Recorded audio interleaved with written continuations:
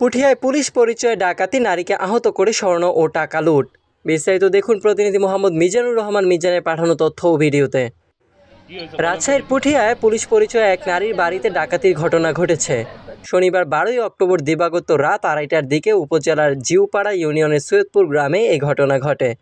স্থানীয় সূত্রে জানা যায়, রাত 2:30টার দিকে 7 থেকে 8 জন ব্যক্তি বাড়ির দরজায় এসে নিজেদের পুলিশ সদস্য পরিচয় দিয়ে ভেতরে ঢুকে। পরে তারা 6 বছর বয়সী শিশুকে জিম্মি করে বাক্সের তালা খুলতে বাধ্য করে।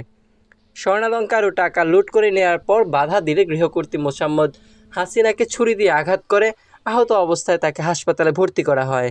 তার হাতে 5টি সেলাই পড়ে। ভুক্তভোগী হাসিনা জানান, তারা পুলিশ পরিচয় দিয়ে ঢুকে আমার ছেলের বউয়ের গয়না ও টাকা নিয়ে যায়। বাধা দিলে আমার চুল ধরে কোপ দেয়। আমি 3 জনকে চিনতে পেরেছি। আমাদের জমি জমা নিয়ে পূর্ব বিরোধ ছিল। প্রত্যক্ষদর্শী সাজদুল বলেন, সেদিন রাতে জুয়েল ভাইয়ের পরিবারের কয়েকজনকে হাতে হাসুয়া নিয়ে দেখেছি। আমি ভয়ে কিছু বলিনি। প্রতিবেশী রাকিবা জেসমিন বলেন, হাসিনা চিৎকার শুনে ছুটে যাই, দেখি ঘরে সব এলোমেলো, তার হাতে রক্ত ঝরছে। আমরা 999-এ ফোন দিয়েছি, কিন্তু পুলিশ সঙ্গে সঙ্গে আসেনি। আর এক প্রতিবেশী মনসুর রহমান মানিক বলেন, এটা সরাসরি ডাকাতি। আমরা রাতেই পুলিশের খবর দিয়েছিলাম, কিন্তু 3 দিন পর পুলিশ ঘটনাস্থলে আসে।